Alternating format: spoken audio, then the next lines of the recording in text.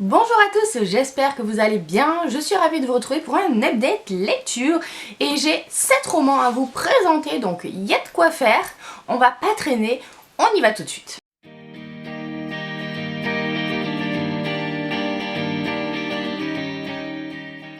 Le premier que je vous présente, c'est Le Pont des Tempêtes de Daniel L. Jensen, donc qui est le premier tome de cette duologie.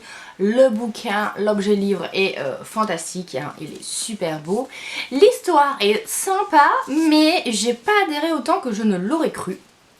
Je vous explique pourquoi. Dans cette romantésie, on va suivre deux personnes, Lara et Aren. J'aime bien qu'on ait leur point de vue à tous les deux.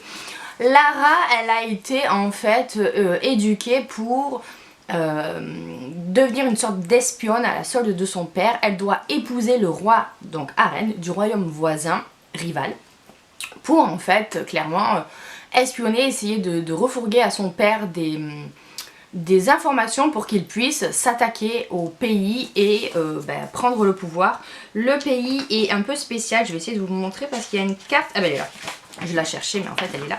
Il y a une carte qui est très bien faite où on voit, en fait là c'est le royaume d'où vient Lara pardon. Et là c'est le fameux royaume qu'ils doivent prendre. C'est une sorte de royaume où il y a un pont en fait qui relie plein d'îles différents et qui relie un autre territoire. Et en fait ils servent souvent de commerçants, enfin c'est la route qui permet de faire en sorte que le commerce entre les différents royaumes se fasse. Donc ils ont un pouvoir assez énorme, ce que n'apprécie pas du tout le père de Lara.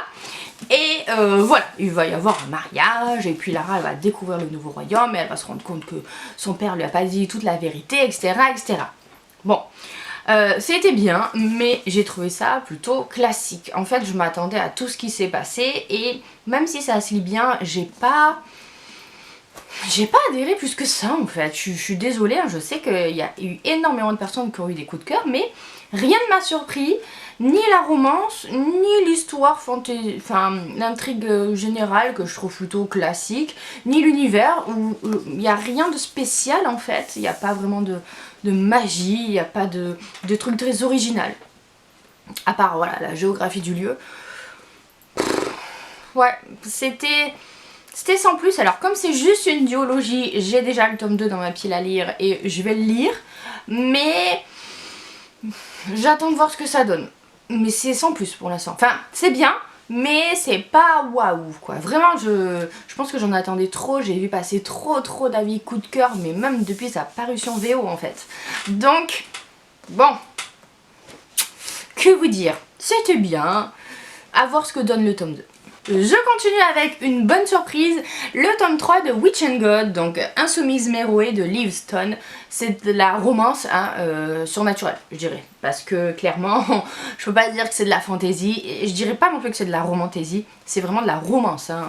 C'est clairement 80% du sujet, même si on reste toujours dans cet univers mythologique que j'aime vraiment beaucoup. Le premier tome m'avait énormément plu, le deuxième tome, sans plus, j'avais pas adhéré aux personnages et à la relation entre eux, et ce troisième tome était vraiment chouette, vraiment chouette. Donc on suit, en fait, à chaque tome on suit 3 sœurs sorcières différentes qui vont épouser des dieux de la mythologie grecque. Et là on a Meroë, qui est donc la troisième sœur, mais qui en fait est l'aînée je crois, hein, je sais plus. Oui c'est l'aînée je crois. Et elle va se faire enlever par Zeus, qui veut la forcer à l'épouser, et elle va être gardée, on va dire ça, par Héphaïstos, qui est donc le dieu forgeron, qui a pas du tout envie de s'occuper d'une sorcière, de faire du babysitting. Il est très bien sous la terre dans ses forges, à penser ses blessures, et voilà. Et c'était à la fois drôle, incisif, avec des dialogues qui fusent, avec un univers mythologique vraiment très fouillé. On voit que l'auteur connaît son sujet franchement, et même si l'intrigue reste très basique, hein, parce qu'on sait très bien ce qui va se passer, là clairement comme c'est une romance ça me dérange moins, vous voyez, avec des personnages vraiment attachants, là pour le coup aussi. Et du coup j'ai vraiment bien aimé, voilà, je l'ai lu super vite, ça se lit très bien. Donc globalement je dirais que c'est une bonne trilogie. L'autrice est française, donc rien que pour ça c'est chouette. Elle a sorti le premier tome d'une série spin-off, donc sur les copines en fait de Meroë. Donc on reste dans cet univers de mythologie grecque. Et à voir si je le lirai ou pas. En tout cas, j'ai passé un bon moment de lecture. Et si vous aimez la romance surnaturelle, franchement, allez-y. Je crois en plus que les 2 ou peut-être 3 tomes sont sortis en poche. Donc franchement, ça vaut le coup. En parlant de poche, j'ai lu, on reste dans les sorcières de Pendle de Stacey Hall. Et c'était bien, mais là aussi je m'attendais à un truc plus waouh. J'ai vu passer énormément de coups de cœur sur celui-là. Et en fait ça va être le cas avec pas mal de livres que je vais vous présenter, j'ai l'impression. C'était hyper sombre et nostalgique, c'est un roman presque un peu gothique dans la lignée des Hauts de Hurlevent. Ça m'a beaucoup fait penser aux Hauts de Hurlevent, tout ça, parce qu'on est dans une époque en 1612, donc on est vraiment en arrière. Et je pensais qu'on allait suivre l'histoire du point de vue de la présumée sorcière, mais en fait pas du tout. Donc ça c'était bien. On va suivre l'histoire du point de vue de Fleetwood, qui est une châtelaine, hein, on va dire ça. Une femme de la bourgeoisie, de la noblesse, j'arrive pas vraiment à savoir. Qui a eu des déconvenues avec ses précédentes grossesses, qui là est enceinte et qui a besoin d'une sage-femme. Et elle va faire appel à Alice Gray, qui est sage-femme, mais qui est aussi suspectée de sorcellerie.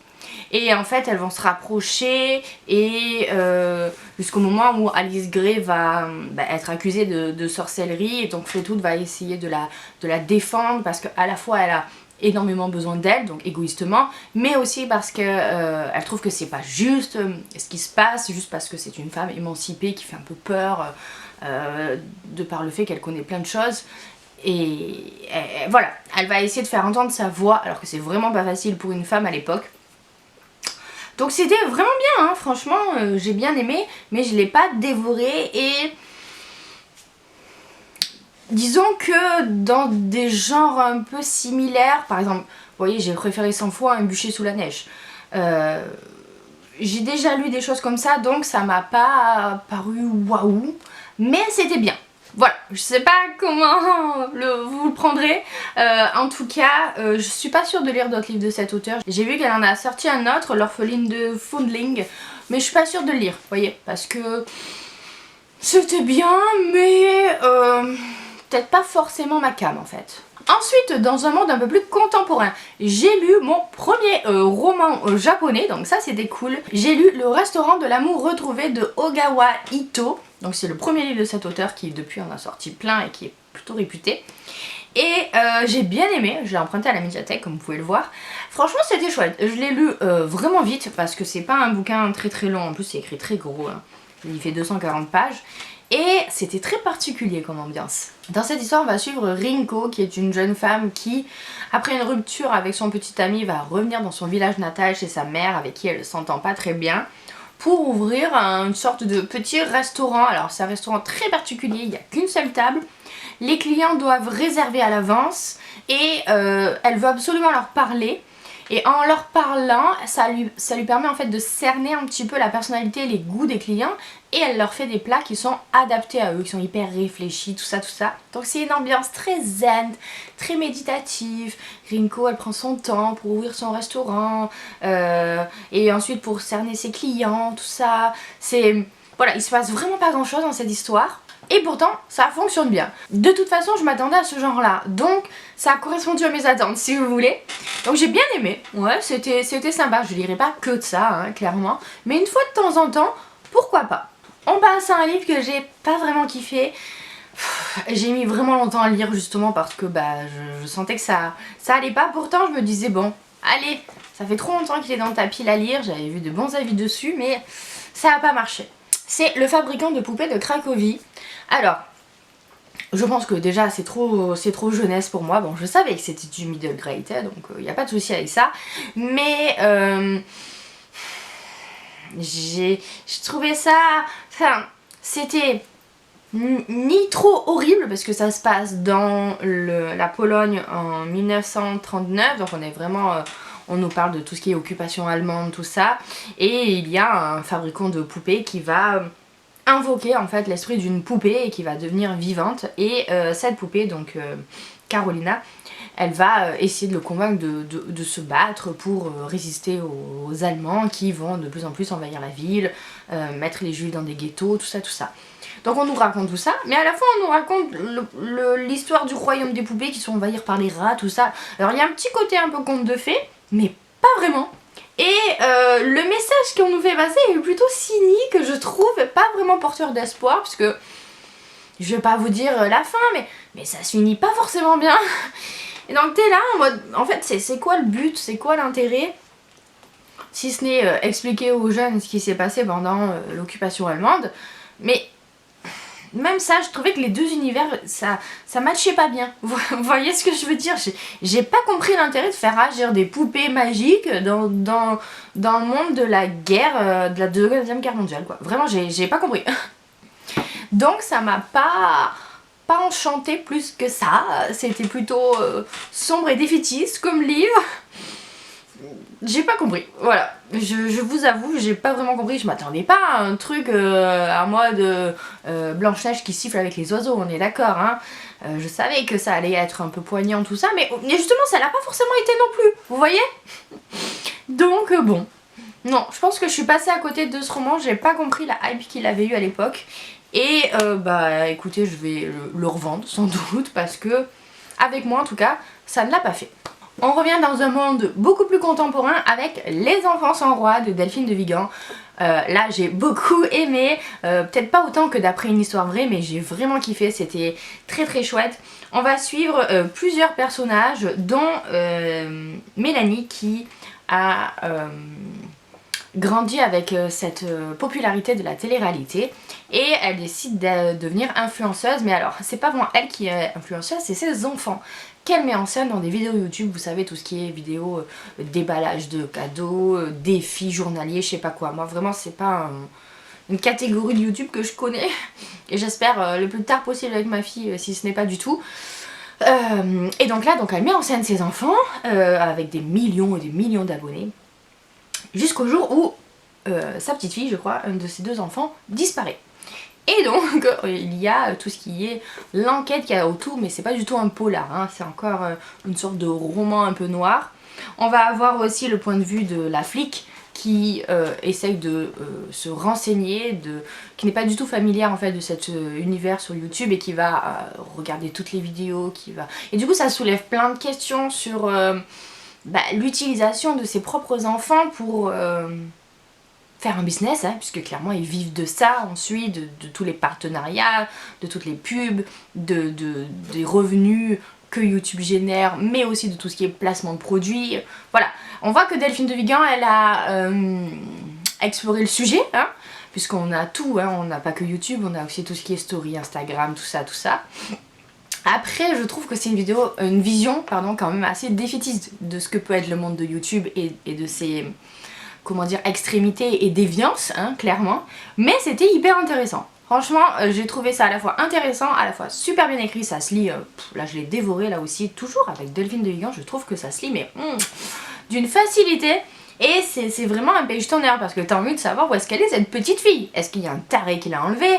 Est-ce que c'est qu'un coup marketing de la part de la mère? Est-ce que voilà, il y a plein de choses qui nous passent par la tête et c'était vraiment chouette. Franchement, je vous dis, même si j'adhère pas tout à fait au point de vue que YouTube et les réseaux sociaux c'est le mal, je trouve qu'il faut nuancer un peu plus que ça.